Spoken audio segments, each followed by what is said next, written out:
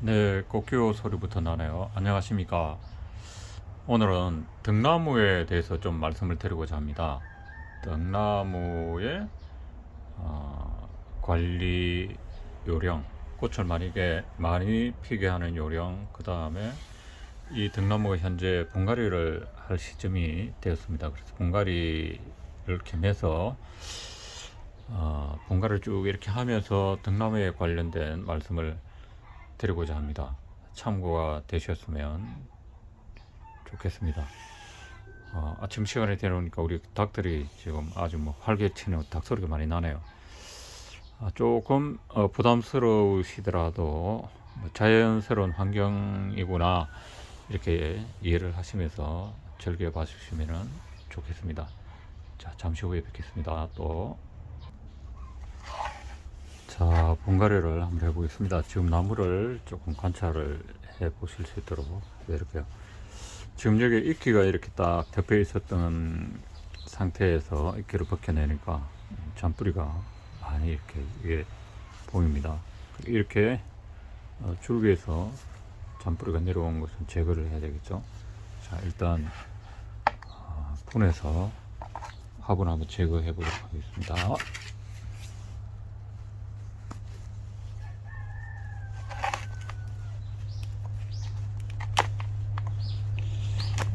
등나무는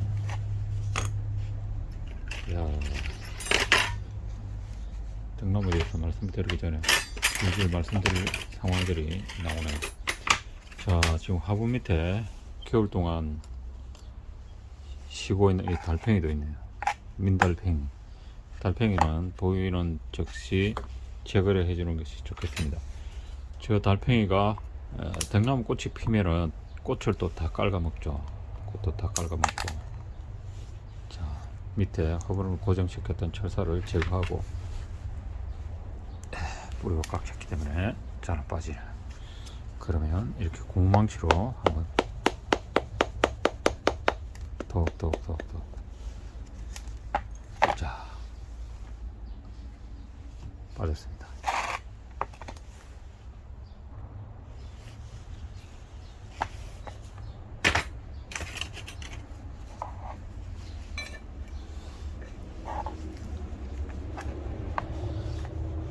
분갈이에 대해서 잘 아시는 분도 지금 이 영상을 보고 계실 것이고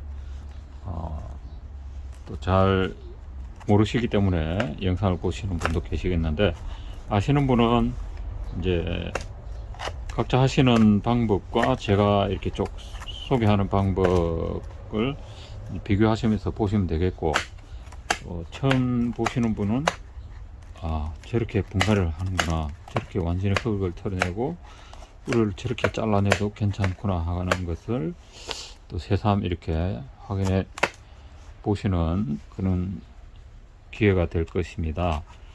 분갈이를 하는 첫째 이제 이유는 뭔가, 왜 분갈이를 해야 되는가?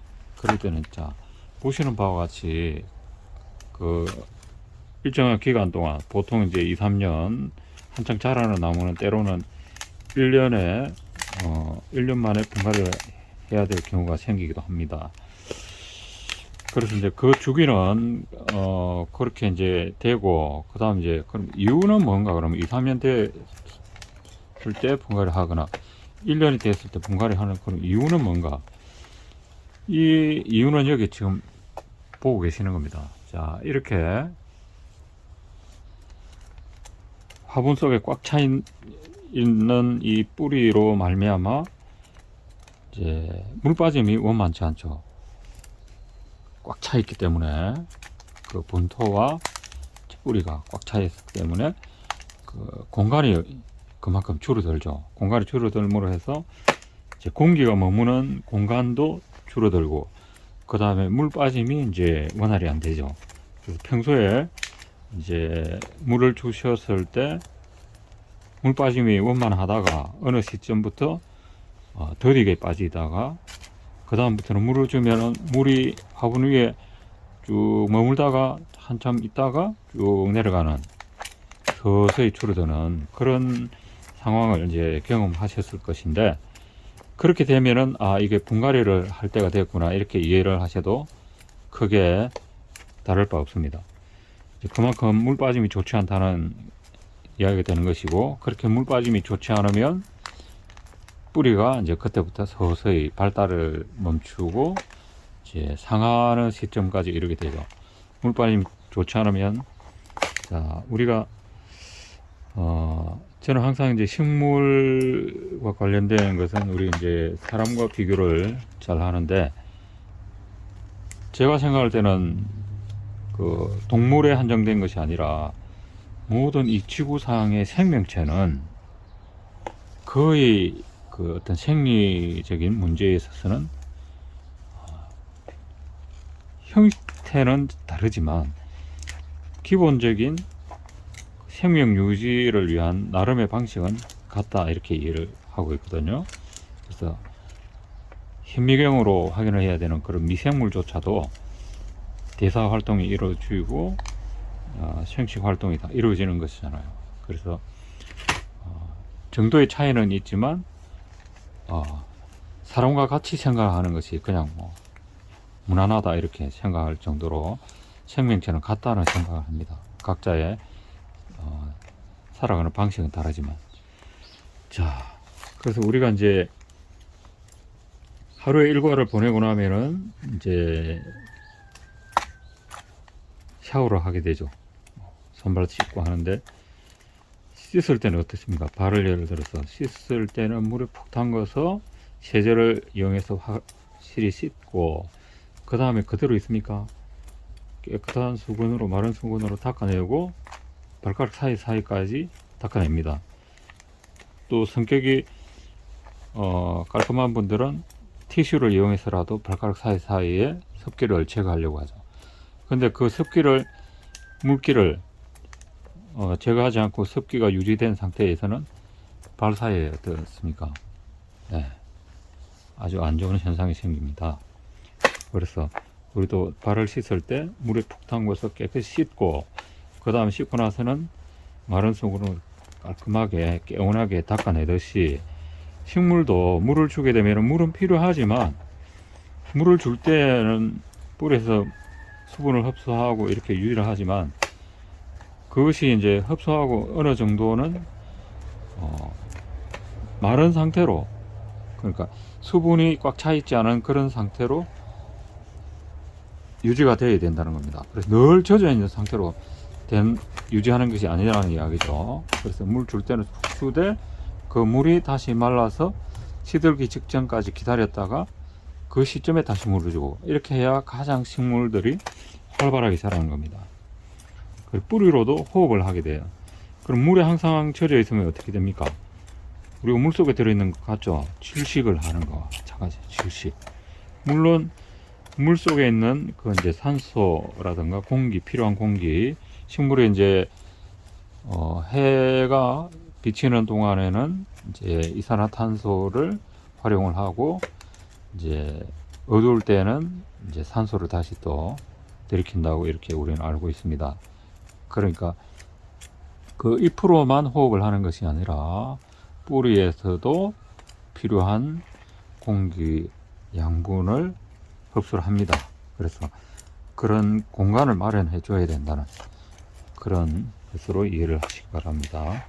자, 현재 이렇게 제가 말씀드리는 과정에 뿌리에 꽉 차 있는, 그러니까 이제 뿌리에 꽉 차 있는 게 아니라 분토에 꽉 차 있는 뿌리를 지금 이제 분리하고 있는 중입니다. 그런 이제 분재 분갈이를 처음 접하는 분들은 유구동성으로 이제 하는 이야기가, 와, 뿌리를 저렇게 잘라내도 됩니까? 저렇게 해도 나무가 삽니까? 이러는데, 충분히 이렇게 많은 뿌리가 이 분 속에 있고, 그 다음에 일정 기간 이 분 생활을 했기 때문에 충분히 단련이 돼 있어요. 그리고 이 좁은 공간에서 한정된 뿌리로 충분히 살아가야 되는 상황이기 때문에 일정한 상황으로 뿌리 정리를 해도 충분히 나무는 견딘다, 그렇게 말씀을 드릴 수가 있겠습니다. 자, 일정한 부분이라고 말씀을 드렸는데, 그 이제 막연하시죠? 일정 부분이란 어떤 것인가. 일단 정리를 잠시 해서 말씀드리자면, 이 정도의, 자, 화분 이 정도에 이제 뿌리가 찼다 하면, 화분 높이 한 3분의 1 정도는 기본적으로 제거를 3분의 1 정도를 남기고 3분의 2는 제거한다, 이렇게 생각하셔도 됩니다. 물론 이제 분생활을 얼마 하지 않은 나무, 이제 한 1, 2년 전에 그동안 노지에서 자랐던 나무, 또는 이제 산채를 하신 분들 경우에 이제 1, 2년 동안 그 굵은 뿌리만 있던 나무가 충분히 잔뿌리가 발근하지 않고 발달되지 않은 나무가 있을 수도 있습니다. 그럴 때는 예외적으로 그 뿌리의 상황에 맞춰서 이제 단계적으로 줄여 들어갈 필요가 있습니다. 그런데 보편적으로 이제 분생을 한 나무는 기본적으로 3분위는 그냥 다 제거를 해야 되는 상황에 충분히 갖춰져 있어요. 그러니까 지금 이 나무처럼 지금 많이 끌고도 뿌리가 꽉 차 있잖아요. 이런 뿌리 단 한 개 나와봐야 안 돼요. 다 제거를 해줘야 됩니다. 가위가 잘 안 되네. 잠깐만요.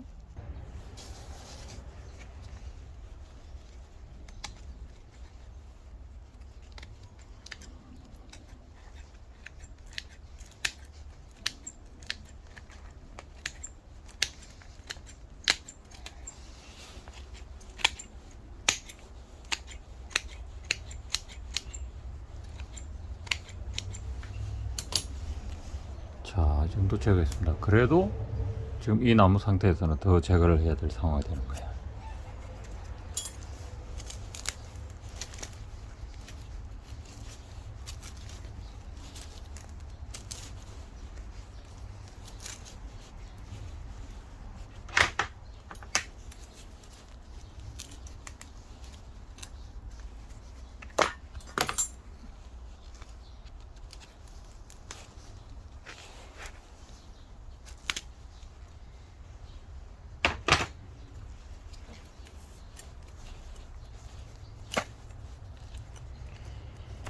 자, 하는 과정에서 이제 등나무에 대해서 조금 말씀을 드리겠습니다. 등나무는 알다시피 이제 넝쿨 식물이죠. 덩쿨이 이제 길게 나가는 1년에 최소한 몇 미터 이상 이렇게 길게는 수십 미터까지도 이렇게 뻗어나가는 식물인데, 이런 식물도 화분에 이제 심게 되면은 몇 년간에 걸쳐서 이제 적응하는 과정에 1년에 이제 어느 정도, 보통 뭐 한 3년에서 5년 사이에 능쿨 나가는 것이 멈추게 됩니다. 특별한 물리적인 어떤 그 힘을 가하지 않아도, 그건 뭐냐면 이제 가위로 나가는 걸 자르는 거는 억제를 시키는, 인위적으로 억제를 시키는 것이고, 물리적인 영향을 주는 것이고요. 식물이란 앞서 말씀드린 것처럼 사람처럼 다 나름의 방법으로 적응을 하게 되는 거예요. 뭐 생각을 할 수도 있겠죠. 뭐 식물도 음악도 듣는다고 하니 그런 감각도 있다고 이제 추정을 하는 것인데요.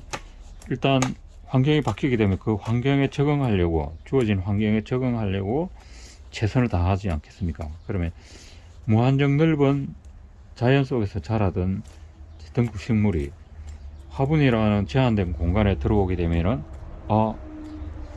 이 왜 이렇게 좁지? 내가 1년에 5m는 나가야 되는데 이 좁은 공간에서 50cm도 못 뻗어나가겠는데 이거 어떻게 해야 되나? 이러면서 그 이제 생장의 양을 이제 그만큼 줄이게 됩니다. 그리고 이제 환경적으로 일단 제한된 그 화분 속에서 뻗어나갈 수 있는 양분이라든지 여건이 되지 않아요. 그러니까 자라고 싶어도 더 못 자라게 되는 거죠. 그러면서 서서히 적응이 되어서 일정 기간이 지나고 나면은 능쿨이 나가지 않고 1년에 한 마디, 두 마디, 몇 마디 이내로 해서 자라고 멈춥니다. 담쟁이 같은 것도 마찬가지예요. 담쟁이도 처음에 심어놓으면은 능쿨이 쭉 나가다가 나중에는 한 마디 정도로 밖에 자라잖아요. 연중. 그래가지고 그 모양이 꼭 진해 모양으로, 줄기 모양이 그렇게 변합니다. 마디가 한 마디씩만 딱딱 나가니까. 자, 여기에 나무로 고정시켰던 철사가 아직 남아있네요.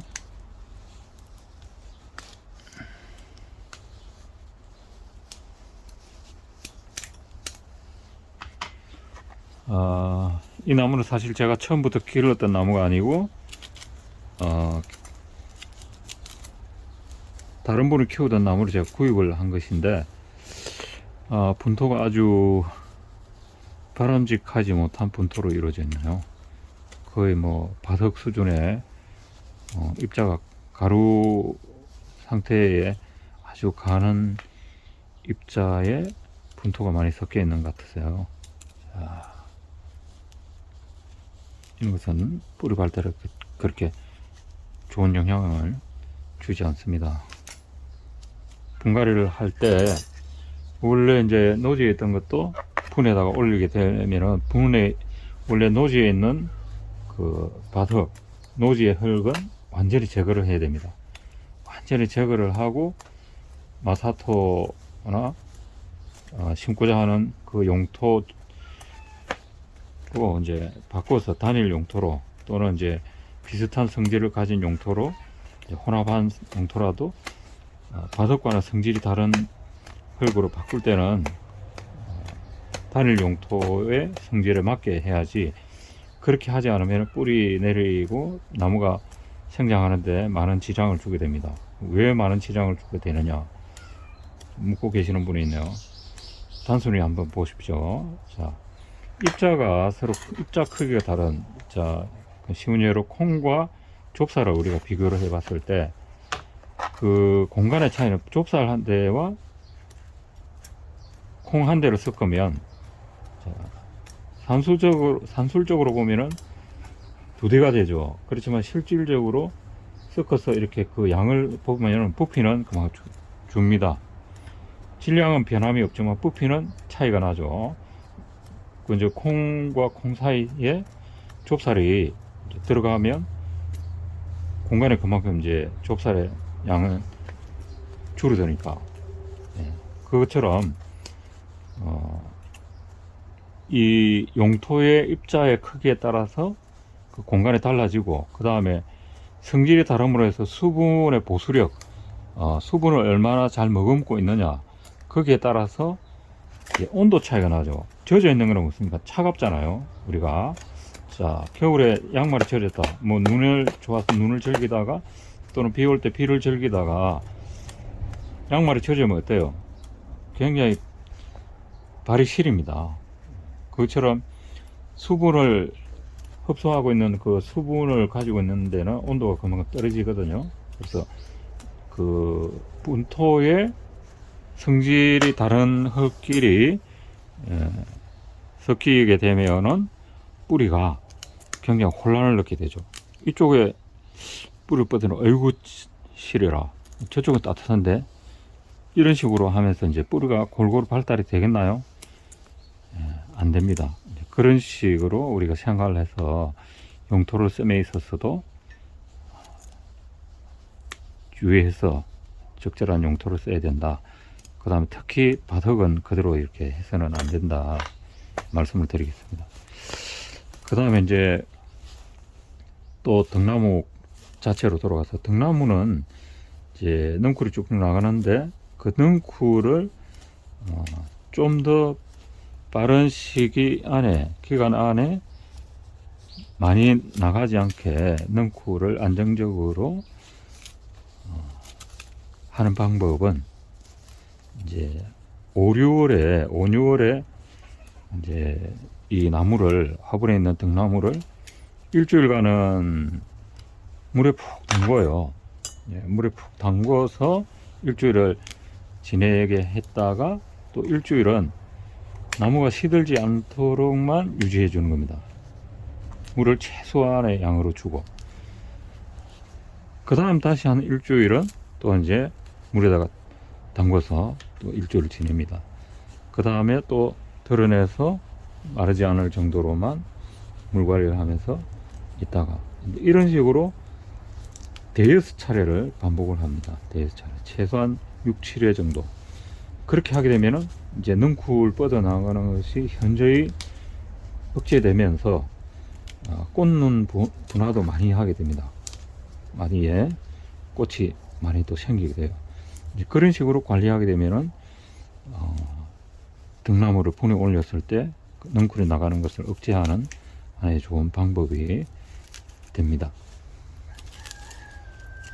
이 원래 소유했던 분이 굉장히 분갈이를 원만히 하지 않고 있어가지고 핀셋이 제대로 안 들어가는 굉장히 딱딱한 상태로 지금 되어 있네요.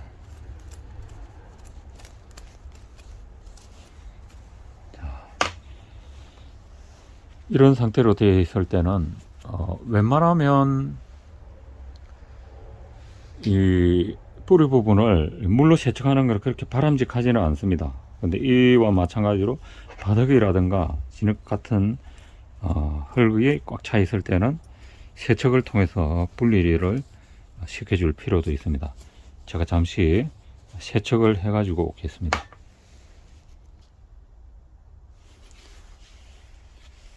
자, 세척을 했습니다. 좀 말끔해졌나요? 자, 정리를 하겠습니다. 분갈이를 할 때는 굵은 뿌리는 제거를 해줍니다. 굵은 뿌리를 가급적 제거를 해서 가는 뿌리들이 많이 발달할 수 있도록 유도를 시켜주는 거죠. 자, 이렇게 돌아간 뿌리들 제거를 하고 잔뿌리가 발달할 수 있도록. 그래서 새 뿌리가 이제 많이 이렇게 나면서 또 나무가 건강해지는 겁니다. 그래서 두려워하시지 말고 이제 반대로 생각하시는 분들이 있더라고요. 굵은 뿌리는 자르면 안 된다. 관엽하시는 분들이 그렇게 알고 있던데, 이제 관엽을 하시는 분들은 제가 이제 볼 때는 그 용토를 주로 상토, 부드러운 흙, 무게를 줄이기 위해서 커다란 화분을 쓰다 보니까 그 커다란 화분에 그 전략 마사토라든가 이런 용토를 썼을 때는 화분의 무게가 상당히 나가겠죠. 그러니까 그 무게를 줄이기 위해서라도 이제 가벼운 흙을 쓰는데, 사실 일반 상토는 나무를 지지할 수 있는 힘이 없어요. 그러다 보니까 이제 굵은 뿌리를 남겨놓으면서 나무를 지탱하게끔 하는 그런 방식을 쓰는 것 같습니다. 그래서 굵은 뿌리는 두고 뭐 잔뿌리 옆에 길게 나 있는 뿌리만 제거한다 이러는데 그거는 이제 우리가 볼 땐 제가 헛웃음이 나는데 양해 바랍니다. 그렇게 하는 것은 바람직하지 않게 봅니다, 우리는. 자, 그 다음 이제 뭐 나무 꽉 찼는데 이 화분을 그대로 쓰나? 이렇게 또 이제 생각하시는 분이 지금 있으시겠는데, 자, 전체적으로 보겠습니다. 지금 전체적인 나무의 크기와 화분의 크기는 그렇게 뭐 부적절하지는 않아요. 적당합니다, 아직은. 그래서 분갈이 작업을 한 뒤에 화분을 매번 바꿔야 된다는 건 없고, 나무가 아주 많이 자라 가지고 화분의 크기가 맞지 않는다든지 또는 이제 너무 낡았다든지 색상이라든가 이런 상황이 맞지 않을 때는 새로운 화분으로 해야 되겠지만, 지금처럼 크게 뭐 바꿔야 될 이유가 없을 때는 그대로 활용을 해도 됩니다.